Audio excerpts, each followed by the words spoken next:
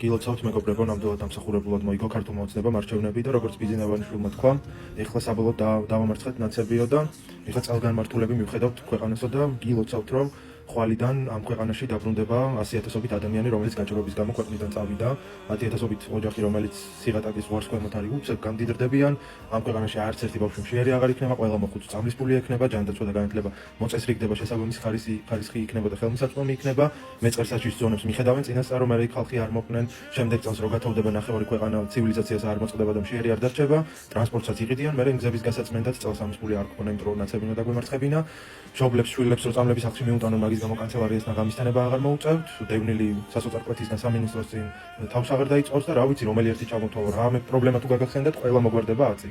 ერთპარტიული მმართველობის მე-14 წლის თავზე ოლიგარქი მოაგვარებს ყველაფერს. ანუ ზოგადად ოლიგარქებს ყველაზე მეტად სხვები ადარდებთ და ალტრუისტები არიან, სულ სხვებზე ზრუნვა უნდათ და ეს ამდენი მილიარდებით მაგიტო დააგროვეს, რომ მე ყველას ესე დაგვირიგონ.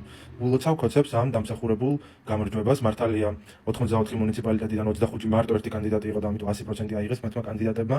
დანარჩენებშიც 80-დან 90%-მდე აიღეს, იჯეჯილეს და შეგერგოთ ეგ გამარჯვება, გილოცავთ ძმებო, ხვალიდან აუცილებლად წელში გამართული იქნება საქართველო, იმიტომ რომ ნაცები დავამარცხეთ, რომლებიც არჩევნებში არც მონაწილეობდნენ და იქით ქოცები იყვნენ და აქეთ მაგათი ყოფილი პრემიერი, რომელიც ახლა ბერლინში არის გაქცეული. ხო, აი დამავიწყდა თქვა, მე კი ძალიან დიდი იმედი მაქვს ჩვენი ოლიგარქის და ბოლო საქართველოს ომის განიხსნა და მაგრამ მაინც ჯობია რომ ფრთხილად იყოთ, რომ ქუჩაში ფასადი არ დაგეცეთ თავზე, ორმოში არ ჩავარდეთ, ან შადრეველმა დენი არ დაგარტყათ, ან ვინმე კრიმინალის გასროლილი ტყვია, თქვენ არ მოკვდათ შემთხვევით. მაინც სიფრთხილეს თავი არ ტკივა. კი ვენდობი ქართულ ოცნებას და ულოცავ გამარჯვებას, მაგრამ რა ვიცი, სიფრთხილეს თავი არ ტკივა კიდევ ერთხელ.